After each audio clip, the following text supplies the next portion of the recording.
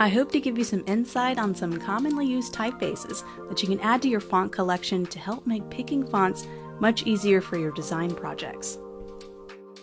At one time, I had over 1,000 different fonts installed.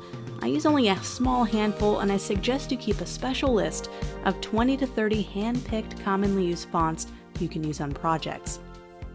Not only will it help you be consistent, but also help picking those fonts out for the next project a lot easier for you.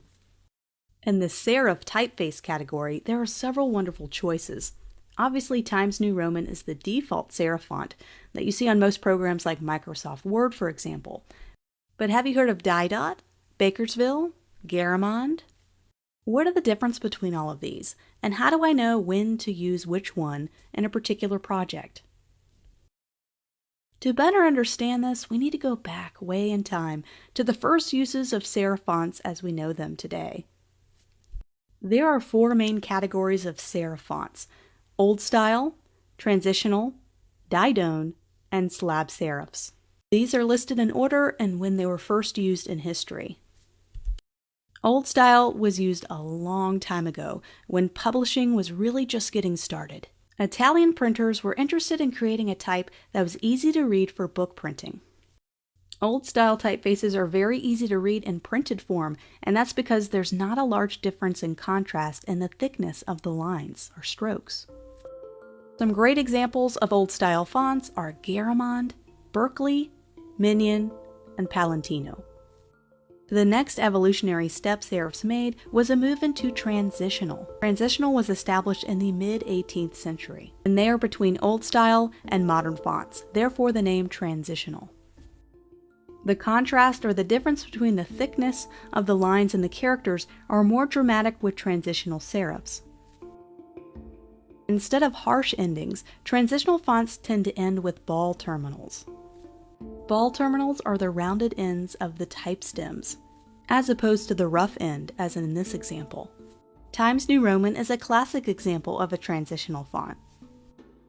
Didone, or the modern serif, is the next step in its history.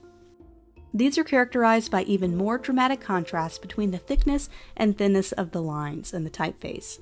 Didot is a common and readily used example of a Didone or modern serif.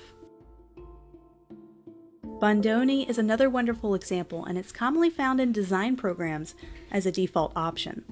Take for instance Canva. It has this font available as a default selection.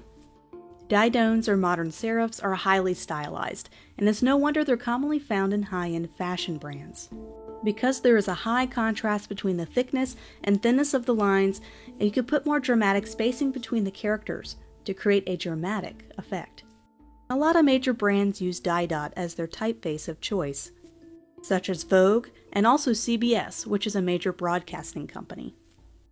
I personally tend to pick a modern serif font when working for high-end clients, as those thinner lines seem to add a more beautiful elegance that's hard to achieve with an old-style serif font. They can also be good for dramatic poster headlines with simple, solid backgrounds.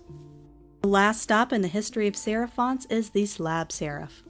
Very different from its predecessors, this font was originally designed to demand one's attention on poster designs. They have very thick, bold lines with almost zero contrast. Chunky, thick, and bold, they certainly grabbed our attention throughout the years. They even used slab serifs on wanted posters back in the Old West to make sure you took notice. And designers use slab serifs for the same reason.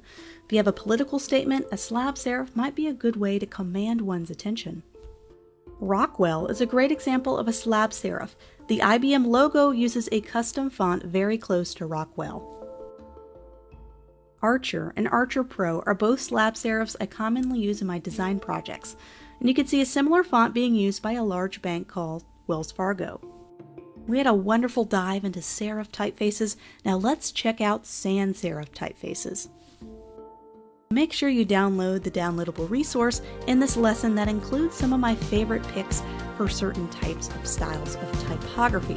Of course, collect your own list and make your own so that you can always have a list to go to when you're doing client projects.